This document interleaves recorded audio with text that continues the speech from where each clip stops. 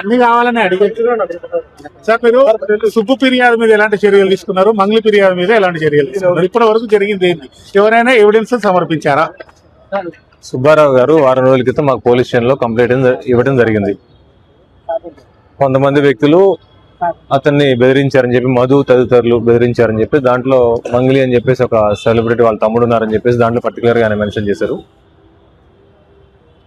దాంట్లో బెదిరించారు, తర్వాత మమ్మల్ని తిట్టారని చెప్పేసి ఆయన కంప్లైంట్ ఇచ్చారు. ఆ కంప్లైంట్ అనేది నాన్ కాగ్నిజబుల్ ఇంగ్రీడియంట్స్ ఉండడం వల్ల మేము కోర్టు పర్మిషన్ తీసుకుని దాంట్లో కేసు రిజిస్ట్రేషన్ చేయడం జరిగింది. సో ఇప్పటి వరకు కేసు రిజిస్ట్రేషన్ అయిన తర్వాత అతని వరకు మాకు ఎటువంటి ఆధారాలు సమర్పించలేదు. దాంట్లో ఎవరెవరు ఆయన బెదిరించిన టైంలో ఉన్నటువంటి సాక్షులు కూడా ఎవరిని ప్రొడ్యూస్ చేయలేదు. దానికి సంబంధించి మేము కూడా మార్నింగ్ నుంచి కాల్ చేసాం. ఫోన్ కాల్స్కి అతను స్పందించలేదు. కాకపోతే నిన్న మంగ్లీ గారు నిన్న వచ్చి కంప్లైంట్ ఇవ్వడం జరిగింది. సత్యావతి మంగ్లీ ఆ కంప్లైంట్ ఇచ్చిన దాని ప్రకారం కూడా మేము కంప్లైంట్ తీసుకొని దాని మీద లీగల్ ఒపీనియన్ కోసం పెట్టాం. అది సాటర్డే భయభ్రాంతులు గురి చేయడం కాదు. పోలీస్ స్టేషన్ అనేది పబ్లిక్ ప్లేస్.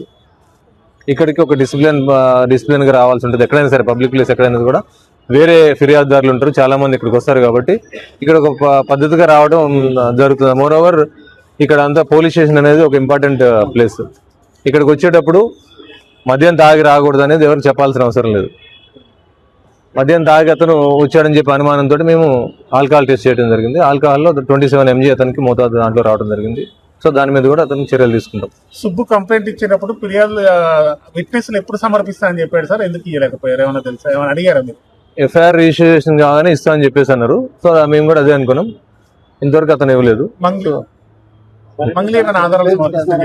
మంగ్లీ ఇచ్చిన కంప్లైంట్ ఇచ్చారు. కంప్లైంట్ ఇచ్చిన తర్వాత దాని మీద మేము లీగల్ ఒపీనియన్ తీసుకొని ఏ విధంగా ప్రొసీడ్ కావాలని చెప్పేసి వెయిట్ చేస్తున్నాం. సుబ్బారావు ఆరోపణలకు సంబంధించి ఆర్థిక లావాదేవీలకు సంబంధించిన అంశం మాత్రం పంజాగుట్ట పోలీస్ స్టేషన్ తో ఎలాంటి సంబంధం లేదా?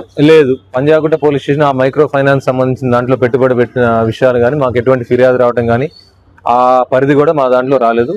ఒకవేళ మాకు కనుక కంప్లైంట్ కానీ ఇస్తే కన్సర్న్ పోలీస్ స్టేషన్ దాన్ని ఫార్వర్డ్ చేయడం జరుగుతుంది.